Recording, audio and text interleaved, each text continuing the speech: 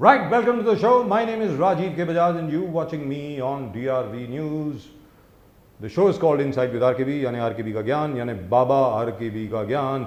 और आज मेरे साथ तीन बाबा लोग और बैठे हैं। ये बाबा लोग वो वाले बाबा लोग नहीं, जैसे राहुल गांधी हैं, वैसे नहीं, ये असली बाबा लोग हैं। एक तो जनाब जर्नलिज्म में वो मुकाम जिन्होंने प्राप्त किया है, माफ़ कीजिएगा मुकाम अब प्राप्त चलता नहीं है इकट्ठे, लेकिन फिर भी मैं बोल रहा हूँ, अनुराग त्रिपाठी जी, वेटरन जर्नलिस्ट, हमारे मुख्य संपादक ji Syed Salman ji, and of course the man who still carrying the flag of RTI, यानी not the Ratan Tata institute, right to information, Anil Galgali, right there. Gentleman welcome. Anurag ji सबसे पहले आप, नहीं आपसे नहीं आपसे, एक बार आपने बोल दिया बस सब खत्म हो गया। अनिल जी, अनिल गलगली जी, उद्धव ठाकरे की सरकार चलेगी या जाने वाली है? उद्धव ठाकरे की सरकार चलेगी। कब तक? पूरे 5 साल पूर्ण करेगी। पूरे 5 साल चलेगी जी। सलमान जी, उद्धव ठाकरे की सरकार चलेगी? सर ये तो तय उद्धव ठाकरे जी को करना है। अगर वो अपनी जैसा फ्रंट फुट पर आकर खेलते हैं तो बिल्कुल चलेगी, लेकिन अगर केंद्र अपने तरीके से चलाना चाहे और उन्हें घेर ले तो मुश्किल होगी फिर सर। अनुराग जी, देखिए सत्ता के गणित होते हैं तो गणित नंबर गेम होता है। तो नंबर गेम ऐसा है कि मेरे जानकारी मैं जितनी जानकारी रखता हूँ, उद्धव ठाकरे कभी भी मोदी की सरकार में नहीं जाएंगे, उसके शामिल नहीं होंगे। सत्ता की किसी भी लालच को वो पैमाना नहीं मानने वाले हैं। कांग्रेस का वहाँ जाना मुमकिन नहीं है, कांग्रेस के लिए तो मजबूरी है एक तरह से बने रहना। अब एक ही उसमें फैक्टर है जो है शरद पवार फैक्टर। शरद पवार साहब जो हैं वो इस पूरे सरकार के एक तरह से वो इसके कर्ता धर्ता, इसके मालिक, मतलब इसके पालनहार से लेके इसके जन्म देने वाले से लेके इसके पालनहार तक वही हैं। अब शरद पवार क्या करते हैं? शरद पवार को इस समय दिखाई दे रहा है कि जो ऑपोजिशन नरेंद्र मोदी के खिलाफ बन रहा है उसको लीड करने वाला जो फेस है भारत में, वो अब धीरे धीरे घूम करके वो शरद पवार की तरफ आ रहा है। तो Sharad Pawar is likely to lead the coalition against Narendra Modi. जीवन में उनकी अभिलाषा है, अब उनके पास मंत्री बनने की अभिलाषा उनकी नहीं, उनकी सिर्फ प्रधानमंत्री बनने की अभिलाषा एकमात्र। तो वो अभिलाषा जब तक बनी है, कायम है, तब तक तो इस सरकार को कुछ नहीं हो सकता। राइट। और अपने दर्शकों से मैं माफ़ी चाहूँगा, याद रखें कि हम चारों के चारों लोग जो हैं एक तरीके से ऑनररी महाराष्ट्रन हैं। मतलब अनिल गलगली जी तो महाराष्ट्रन हैं, हम बाकी सब लोग भी ऑनररी महाराष्ट्रन हैं। और हम सब लोगों की अपेक्षा, हम सब लोगों की उम्मीद, हम सब लोगों की इच्छा यही है कि एक ना एक दिन कोई भी मराठी मानुस प्रधानमंत्री बने। इसलिए जब भी शरद पवार जी का नाम आता है, जैसे अनुराग जी ने अभी भी कहा, उन्होंने एक्चुअली अपने अंदर का जो डिज़ायर है वो एक्सप्रेस किया है कि हो सकता है कि शायद शरद पवार जी एक दिन एंटी बीजेपी कोalition को लीड करेंगे और एक दिन वो प्रधानमंत्री बनेंगे। But we'll talk about that later, उसके बारे में हम लोग बात करेंगे। लेकिन अनिल गलगली जी, जो अभी अनुराग त्रिपाठी जी ने कहा, अनुराग त्रिपाठी जी आप इतने गंभीर अवस्था में क्यों बैठे हैं? मतलब आप बिल्कुल कैमरे की तरफ ऐसे देख रहे हैं जैसे पता नहीं क्या हो गया, आराम से रहिए। मेरा ये कहना है कि जो अभी अनुराग जी ने कहा और जो हम सभी लोग कह रहे हैं इतनी देर से कि ये सरकार तभी तक चलेगी जब तक कि शरद पवार जी चाहेंगे। और शरद पवार जी क्यों नहीं चाहेंगे, वो कौन सी स्थिति होगी? आपने तो कह दिया है कि उद्धव ठाकरे की सरकार चलेगी, वो कौन सी स्थिति होगी जिसमें शरद पवार जी नहीं चाहेंगे कि यह सरकार चले? कोई ऐसी स्थिति आपको दिखती? फिलहाल तो जिस तरह से अनिल देशमुख का मामला है, आगे कल सरकार, क्योंकि जो आयोग तो गठित किया गया है, निश्चित तौर पर जिस तरह से आयोग बनते हैं वो आयोग हमेशा सरकार के पक्ष में ही होते हैं, ये आज तक का अनुभव है। तो कभी आयोग ने इनके खिलाफ कोई निर्णय दिया तो निश्चित तौर पर कहीं ना कहीं तो शरद पवार बैकफुट पे आ सकते हैं और उनके पास कई सारे विकल्प भी खुले हैं। लेकिन फिलहाल जो राजनीति की जो स्थिति है, चाहे उद्धव ठाकरे हो, चाहे सोनिया गांधी, राहुल गांधी हो या शरद पवार हो, वो कोई भी नहीं चाहेंगे कि जो एक सरकार उनकी कैसे बन चुकी है महाराष्ट्र में, तो वो नहीं चाहेंगे कि जो हमें मिल रहा है कहीं ना कहीं तो एक खुशी का माहौल है, कुछ कार्यकर्ताओं को देने की उनकी आज क्षमता बनी हुई है। तो ऐसी स्थिति में वो सरकार गिराने में ना चाहे उद्धव ठाकरे इंटरेस्टेड होंगे या शरद पवार होंगे या कांग्रेस पार्टी होगी। कहने का मतलब ये हुआ जो आप कह रहे हैं कि आज की तारीख में तीनों जो पार्टीज हैं आज अनुराग त्रिपाठी जी ने असल में यही संकेत दिया। तीनों जो पार्टीज हैं, कांग्रेस हो गई, एनसीपी हो गई और अपने शिवसेना हो गई, हाँ बेचारी बाकी जो पार्टीज हैं जैसे अपनी समाजवादी पार्टी होगी और बाकी सारी होगी, उनके बारे में कोई बात ही नहीं करता, which is rather sad by the way. We will talk about that to at some other point of time, not right now. My apologies to the Samajwadi Party. लेकिन समाजवादी पार्टी के पास अभी इतने नंबर्स नहीं हैं कि उनकी मतलब गिनती भी की जाए। फिलहाल सलमान जी कहने का मतलब ये हुआ कि आज तीनों की तीनों पार्टी की मजबूरी है, क्योंकि अगर आज ये लोग सत्ता से जाते हैं तो भारतीय जनता पार्टी को उनको छोड़ेगी नहीं। सलमान जी जी सर, बोलिए। सर ये तीनों इनकी तीनों की मजबूरियों के साथ साथ ये सत्ता में बड़ी मुश्किल से आए हैं। एक अजीब सा गठबंधन इन तीनों के बीच जब बना था तभी ये आभास हुआ था कि ये सरकार इसलिए भी चलेगी क्योंकि तीनों को एक दूसरे को संभालना है। साम दाम दंड भेद से हर तरह से सारे प्रयास किए गए कि ये सरकार बनने के बाद बिगड़े गिरे। जब वो तरीके सफल नहीं हुए तब इनके मंत्रियों पर अटैक होने शुरू हुए। देखिए अभी तक एनसीपी के लोगों को इसीलिए टारगेट ज़्यादा किया जा रहा था क्योंकि माना यह जा रहा है कि एनसीपी ही पूरी तरह से लीड कर रही है। अनुराग जी ने कहा कि शरद पवार जी उसमें उसे लीड कर रहे हैं। शरद पवार को देखकर सरकार बनी है ऐसा भी कहा जा सकता है क्योंकि उन्होंने ही लीड ली थी। इसीलिए पहले अनिल देशमुख घेरे में आए, फिर उन्होंने शिवसेना की तरफ भी रुख किया है और लोग भी उनके निशाने पर हैं। ये व्यक्तिगत और जो कुछ तकनीकी गड़बड़ियाँ कहीं किसी मंत्रालय की हुई होंगी उन पर अटैक करेंगे।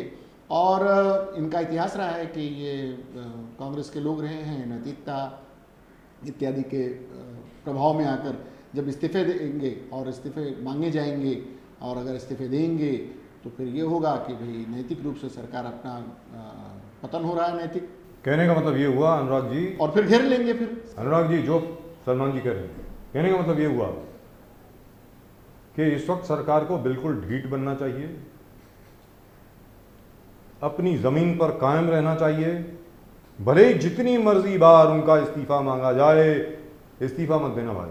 कहने का मतलब ये उद्धव जी कुछ भी हो जाए, ये मैं बोल रहा हूं, आर के भी बोल रहा हूं, आपके पिताजी का बड़ा अच्छा दोस्त रह चुका हूं, आप भी मुझे मानते हैं और आप तो मेरे मित्र हैं।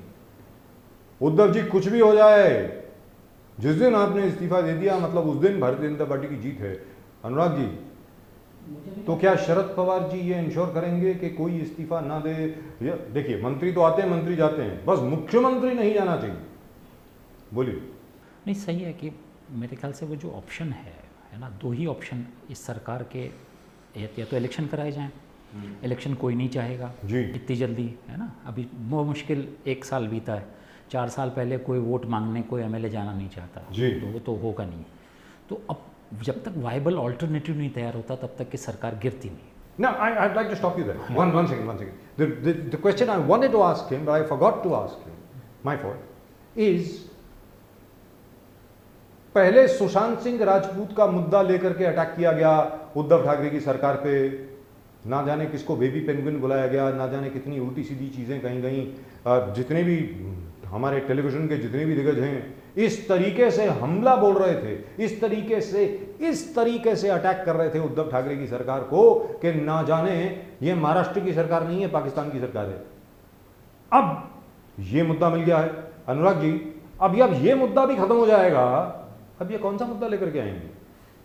मुद्दा तो ऑलरेडी स्टॉप हो ही चुका है ना। उस जिसके खिलाफ इन्होंने आरोप लगाया उसका इस्तीफा हो गया है, एक जज की कमेटी बन गई है और पूरा मामला सीबीआई इन्वेस्टिगेट कर रही है। तो फिर इसमें रह क्या जाता है जब तक सीबीआई अनुराग जी, अगर CBI for example as is expected, जो अपेक्षा है कि सेंट्रल ब्यूरो ऑफ इन्वेस्टिगेशन इस सरकार के खिलाफ ही अपना निर्णय देगी, तो उसकी क्रेडिबिलिटी कितनी बचती है ये बताएं। देखिए सीबीआई हमेशा से सारी सरकारें बदलती हैं, वो सरकार के लिए काम करती है। वो सीबीआई का जो हेड बनाया जाता है वो इसीलिए बनाया जाता है, ये हमको कितना फेथफुल होगा उसके वजह से वो पूरी संगठन ही एक तरह का बैकरूम बॉयज़ बन जाते हैं सरकार के लिए, ऐसा और परसेप्शन और केज्ड पैरट्स। हाँ, to quote the Supreme Court, जैसे सुप्रीम कोर्ट ने कहा पिंजरे में बंधा हुआ तोता, तो ये तोतों की बारात जो है ये क्या निर्णय देगी? क्या इस निर्णय से कोई प्रभाव पड़ेगा उद्धव ठाकरे की सरकार पर? देखिए इसमें जो स्थितियां जो हैं, जिस तरह का वो जो मूल खेल है जो है ना, ना, उसमें कहाँ से कौन पकड़ में आता है ना, वो पकड़ में कौन आ रहा है, इस पर ध्यान देना पड़ेगा। पकड़ में तब आते हैं जब उनके खिलाफ आपको एविडेंसेस मिलते हैं। एविडेंसेस क्या क्या हैं?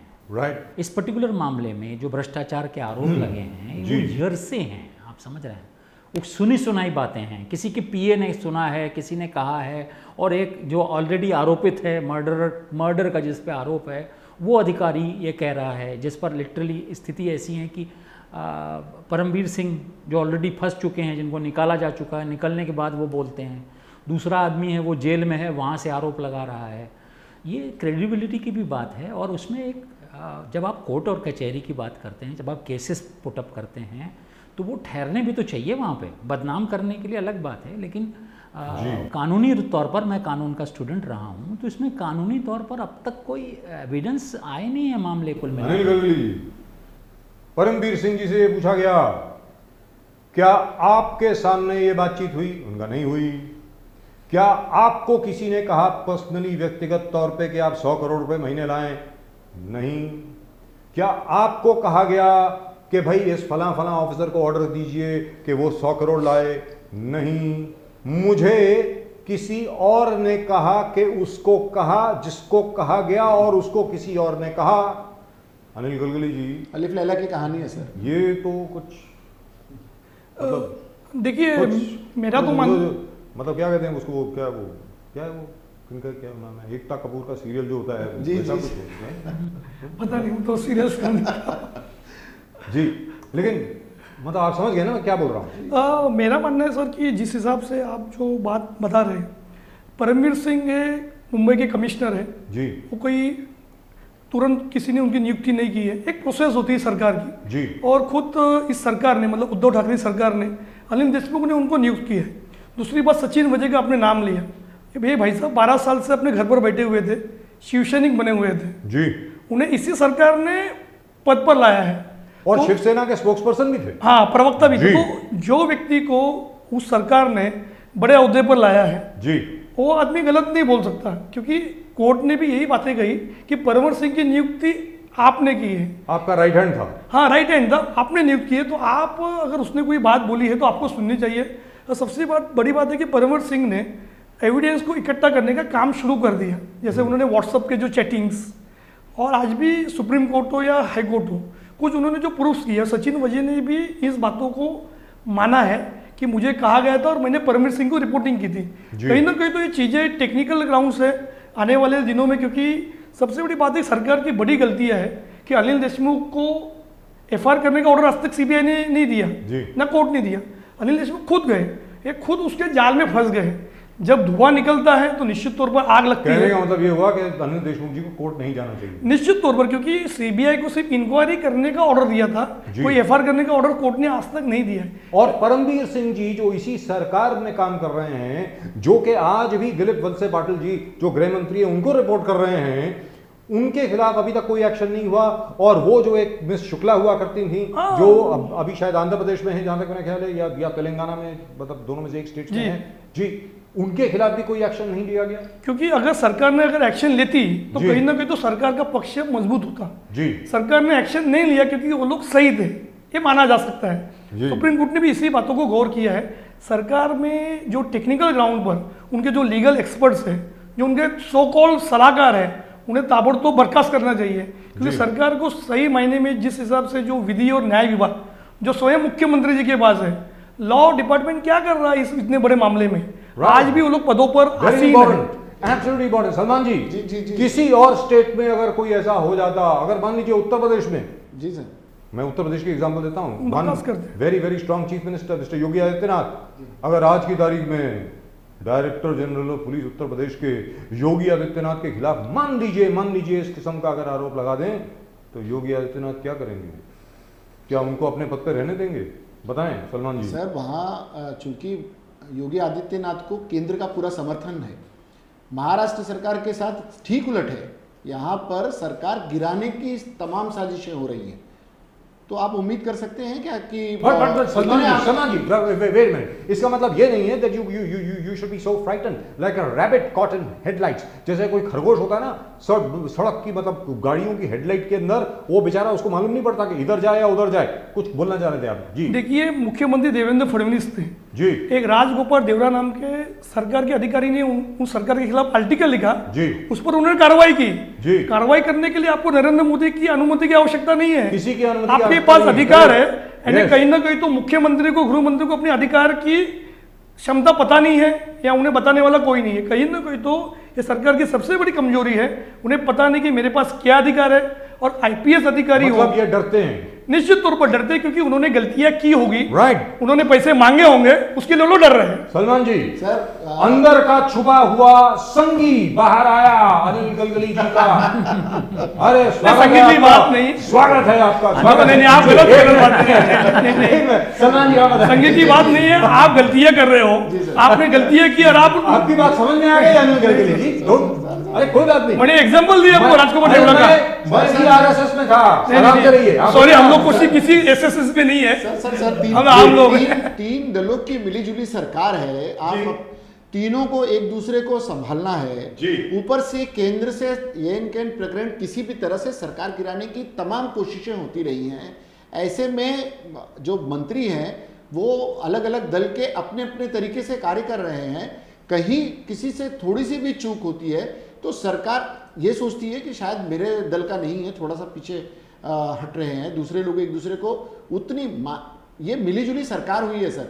अभी तक पूरी तरह से दिल मिले हुए के सरकार नहीं मानी जा सकती। दिल तो मिलने वाले नहीं है सलमान जी। सर कांग्रेस इन दो एनसीपी और सेना के मंत्रियों के बीच का आपसी सामंजस्य समझ में आता है। कांग्रेस के अब भी उतनी तन्मयता के साथ में दोनों दलों के साथ में एकाध मंत्रियों को छोड़ दिया जाए सर, जिनके अपने लोग अपने हित होंगे या अपने चुनावी क्षेत्र के होंगे। अन्यथा कांग्रेसी मंत्री अभी भी उन दोनों दलों के साथ में सहज नहीं महसूस कर रहे हैं सर। ऐसी अनुराग जी, ये इसके लिए मुझे सलमान जी को धन्यवाद देना पड़ेगा, क्योंकि यही मेरा अगला सवाल था, इसलिए वो मुख्य संवादक हैं। उन्होंने हमें दिशा दिखा दी, दिशा निर्देश कर दी कि अब सवाल पूछा जाए कि अब तक हम लोग बात कर रहे हैं सिर्फ राष्ट्रवादी कांग्रेस की और शिवसेना की। अनुराग जी, इसमें कांग्रेस बेचारी को भूल ही गए, मतलब कोई बात नहीं कर रहा उनके बारे में। ना अशोक चौहान जी की बात हो रही है, ना बाकी कांग्रेस के जितने मंत्री हैं उनकी बात हो रही है। बेचारों के नाम भी नहीं जानता कोई। कांग्रेस के नंबर्स बहुत कमज़ोर हैं जी, और बड़ी निरीह और लाचार हालत में कांग्रेस पहुंच गई है महाराष्ट्र में इस वक्त के। कल होगी नहीं, पॉलिटिक्स में चीज़ें बदलती हैं, तो कल बदल सकता है। पिछले 2 लोकसभा इलेक्शन में महाराष्ट्र में वो सीटें ही नहीं चुन के ला पा रहे हैं जी। 48 ब्लैंक लगभग रह रहा है। एक बीच में अशोक चौहान चुन के आए हैं, लेकिन ब्लैंक है लगभग महाराष्ट्र में जी। 48 सीट्स का महाराष्ट्र, उसमें एक राष्ट्रीय पार्टी ब्लैंक है ना सर। तो स्थिति बहुत, और महाराष्ट्र गढ़ हुआ करता था कांग्रेस का, तो कांग्रेस महाराष्ट्र से ही एक तरीके से देखा जाए तो कांग्रेस की शुरुआत हुई है। अगर आप अर्ली 20th सेंचुरी में जाएं तो it is Maharashtra that was actually the backbone of the Congress party ji. लेकिन अब ये स्थिति नहीं रही। ग्राउंड सिचुएशन ये है कि इसलिए हम कांग्रेस की चर्चा नहीं कर रहे हैं। मैंने अभी कहा ना कि कांग्रेस मजबूरी में पड़ी है, वहाँ लाचारी में पड़ी है। तो मतलब आइदर वे नंबर, आपने थोड़ी देर पहले कहा कि हम समाजवादी पार्टी की चर्चा नहीं करते क्योंकि नंबर्स नहीं है। यहाँ नंबर नहीं है और आगे नंबर आने की उम्मीद भी कम है। आपको लग रहा है कि बिना शिवसेना, बिना एनसीपी के अगले लोकसभा चुनाव में, अगर ये समझिए कि गठबंधन अलग से हुआ और उन्होंने अलग से चुनाव लड़ा, तो कांग्रेस क्या फिर खाता खोल पाएगी मुंबई में या महाराष्ट्र में? That's a question for the audience. That's a question for our viewers. इसलिए कांग्रेस के लिए बहुत मजबूरी है, कांग्रेस वहाँ फंसी है, इसलिए हम उसकी चर्चा नहीं कर रहे हैं। हम फिर बाकी फैक्टर्स की। अनुराग जी ने जो अभी बोला उस सवाल पर सब लोग ध्यान दें। क्या कांग्रेस पार्टी बिना एनसीपी और शिवसेना के सपोर्ट के या बिना अलायंस के महाराष्ट्र में अपना खाता भी खोल पाएगी या नहीं? अनिल जी, आप बताएं। निश्चित तौर पर जिस तरह से लोकसभा तो दूर की बात है, अभी जो आने वाले मुंबई के मनपा चुनाव है जी, वहाँ पर भी इंडिपेंडेंट लड़ने की बात कर रही है। अगर हमने पिछले मनपा चुनाव का इतिहास भी देखा, राष्ट्रवादी अलग लड़ी थी, कांग्रेस अलग लड़ी थी, शिवसेना भी अलग लड़ी थी, बीजेपी भी अलग लड़ी थी। तब 130 जगह पर कांग्रेस का डिपॉजिट जब हो चुका है मुंबई शहर में जी, 80 जगह पर वो 5 से 7 हज़ार वोटों से हार चुकी है। कहीं ना कहीं तो भी कांग्रेस की मजबूरी है। फिर भी सीटें आई हैं, नहीं, लेकिन जो 29 सीटें आई है उनकी, जो 75 सीटें थी कांग्रेस की, कितनी, जी। तो उनका जो ग्राफ पिछले 15 सालों में गिरता जा रहा है। तो कहीं ना कहीं तो कांग्रेस की अभी मजबूरी बनेगी कि उन्हें शिवसेना के खंडों पर या राष्ट्रवादी के घड़ी के सहारे आने वाला चुनाव लड़ना पड़ेगा, तब जाके वो सर्वाइव होने के स्थिति में आ सकते हैं। सलमान जी, जहाँ तक कांग्रेस का प्रश्न है, जो 29 या 30 सीटें आई उनकी पिछली बार बीएमसी के चुनाव में बृहन मुंबई म्यूनिसिपल कॉर्पोरेशन जो है उसके चुनाव में, और अपने दर्शकों को हम ये बता दें जो हमारे दर्शक यहाँ से नहीं हैं, यानी मुंबई से नहीं हैं, बीएमसी का बजट तकरीबन 40,000 से 45,000 करोड़ का है। It is almost like a mini state, it's like a mini state itself, you know the budget is larger than some of the smaller states. पिछली मर्तबा जी कांग्रेस के ही जो नेता थे उन लोगों ने मुझको और आपको कहा है, ये हम लोग विटनेस हैं इसके,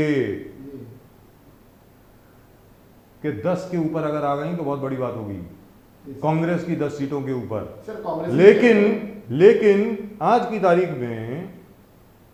तारीख में मुझको ऐसा लगता है कि कांग्रेस ने शायद कुछ प्रगति की है, थोड़ी प्रोग्रेस हुई है कांग्रेस में, मुझे ऐसा लग रहा मैं उस प्रोग्रेस का थोड़ा खेल खेलूँ आप मैं आपके पास आता हूँ। पहले संपादक जी। सर कांग्रेस के साथ में समस्या ये है कि वो उसका अपना वोट बैंक बचाने के चक्कर में दूसरी तरफ ध्यान ही नहीं दे पा रही है। जो 29 उसके नगर सेवक हैं उसमें अधिकांश अपने दम पर, पुराने संपर्कों के दम पर या दल छोड़कर आए हुए कुछ ऐसे लोग हैं जिनका अपने चुनावी क्षेत्र में प्रभाव है, ऐसे लोग जीत कर आए हैं। पूरी की पूरी अगर कहा जाए कि 29 सीटें कांग्रेस के टिकट पर जीत के आने वाले लोग हैं, ऐसा नहीं है। कई लोग अपने दम पर भी आए हैं, फिर भी हैं तो कांग्रेस के ही। लेकिन आने वाले दिनों के लिए ये स्थिति पलट सकती है अगर ये गठबंधन करे। कांग्रेस के वो नेता जो चाहते हैं गठबंधन न हो, उनका अपना गणित है सर, अपने लोगों को टिकट दिलाने का है। अगर 40-50 सीटें ये ले लेते हैं और चुने हुए नगर सेवकों को देना ही पड़ेगा, कुछ लोगों को देंगे और बाकी लोग सड़क पर आ जाएंगे, तो अपने समर्थकों को ये देंगे क्या? अपनी दुकान चलाए रखने के लिए ये बहुत बड़ा खेल होगा आने वाले दिनों में। लेकिन सलमान जी जो आपने बात कही उसमें दम है, लेकिन फिर भी अनुराग जी के साथ में सामने ये सवाल पूछता हूँ, अगर कॉरपोरेशन के चुनाव में भी अगर इन लोगों ने अलायंस कर ली, गठबंधन कर लिया, तो जैसा कि सलमान जी ने कहा, जो कांग्रेस का बेचारा वर्कर है उसको देने के लिए बचेगा क्या? अनुराग जी बताएं।